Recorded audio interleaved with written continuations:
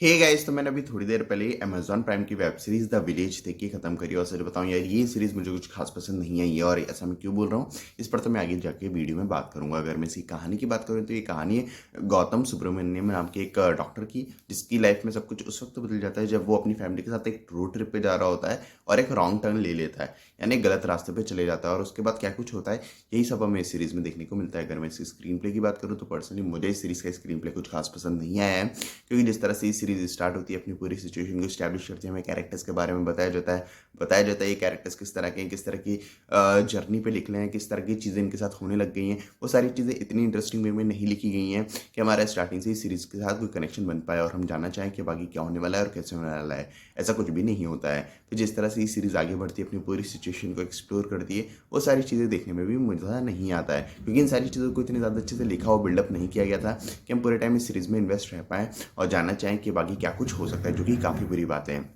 जहाँ तक बात है कैरेक्टर डेवलपमेंट और कैरेक्टर्स के पीछे डायनामिक्स की, किसी भी कैरेक्टर को इतने ज़्यादा अच्छे से लिखा और डेवलप नहीं किया गया कि हम उन कैरेक्टर्स के साथ पूरी तरह से कनेक्ट रहें और जो कुछ भी वो फील कर रहे हैं वो हमें फील कर पाएँ, जो कि काफ़ी ज़्यादा बुरी बात है। क्योंकि ये कैरेक्टर्स इतने बड़े बड़े खतरों के सामने रहते हैं, लेकिन हम वो फील ही नहीं कर पाते। हम वो जानना ही नहीं चाहते कि ये जिंदा रहने वाले, मरने वाले हैं, या फिर इनके साथ क्या कुछ होने वाला है, जो कि काफ़ी बुरी बात है। जहाँ तक बात है ट्विस्ट एंड टर्न्स की, तो ट्विस्ट एंड टर्न्स के नाम पे भी आपको ज़्यादा कुछ देखने को नहीं मिलता है। सारे ट्विस्ट काफ़ी ज़्यादा क्लीशे और प्रेडिक्टेबल वे में लिखे गए हैं। हम हर एक चीज़ को इतने ज़्यादा आराम से गेस कर पाते हैं कि किसी भी पॉइंट पे हम वो थ्रिल, वो इंटेंसिटी फील नहीं करते हैं, जो कि काफ़ी बुरी बात है। यहाँ तक कि इस मूवी की स्टोरी भी इतनी ज़्यादा क्लीशे वे में लिखी गई है। मुझे ऐसा पर्सनली फील हो रहा था कि ये जो सीरीज़ है ये काफ़ी सारी मूवीज़ और सीरीज़ का मिक्सचर है। स्टार्टिंग में ये रॉन्ग टर्न की आपको फीलिंग देती है, फिर और भी कुछ सीरीज़ हैं जिनकी वाइब आती है, तो जो कि काफ़ी बुरी बात है। इसी कारण से हम किसी भी पॉइंट पे सीरीज़ में पूरी तरह से इन्वेस्ट नहीं हो पाते हैं,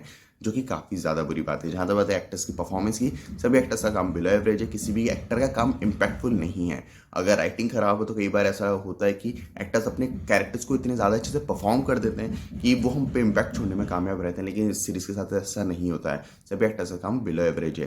जहाँ तक बात है डायरेक्शन और एडिटिंग की, डायरेक्शन भी बिलो एवरेज है। मेरे ख्याल से डायरेक्शन काफ़ी ज़्यादा बेटर होना चाहिए था इस सीरीज़ का, क्योंकि जैसे कि मैंने कहा ये सीरीज़ ऑन पेपर काफ़ी वीक है, लेकिन अगर डायरेक्शन अच्छा होता, एक्टर्स की परफॉर्मेंस अच्छी होती, तो शायद ये सीरीज़ थोड़ी देखने लायक बनती, लेकिन ऐसा नहीं हुआ है।